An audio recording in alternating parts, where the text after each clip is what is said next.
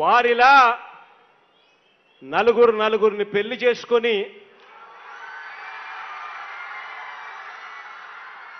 4 ఏళ్లకు ఒకసారి భార్యను మార్చలేం. పెళ్లి అనే ఒక పవిత్ర వ్యవస్థను రోడ్డు మీదకి తీసుకొని రాలేం.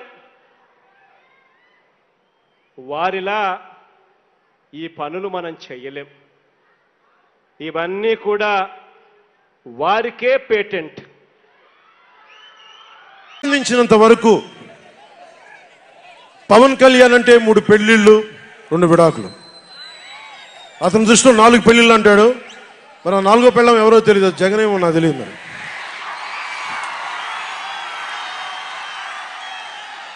నాకు ఇదే విసుగొస్తుంది. జగన్ లేని 4వ పెళ్ళం అంటే నువ్వేరా.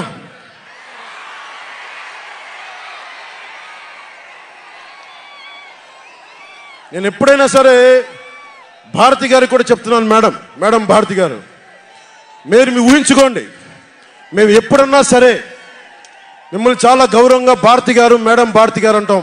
మీ ఆయన ఇంత నీచంగా ప్రవర్తించినా కానీ, చంద్రబాబు గారి సతీమణి కానీ, నియోజకవర్గంలో ప్రతి ఒక్కరిని ఇబ్బంది చేసినా కానీ, నా ఇంటి సతీమణి అన్నా కానీ పెళ్ళాలను సంబోధిస్తాడు. ఆ మాట మిమ్మల్ని అంటే ఎలా ఉంటుంది భారతి గారు? ఆలోచించండి ఒకసారి. నాకు తెలుగు వచ్చాడు. నేను పెద్ద ఇంగ్లీష్ మీడియం చదువుకున్న వ్యక్తిని కాదు. నాకు చాలా భాష వచ్చు. కానీ సంస్కారంగా ఉండదని మాట్లాడినంతే.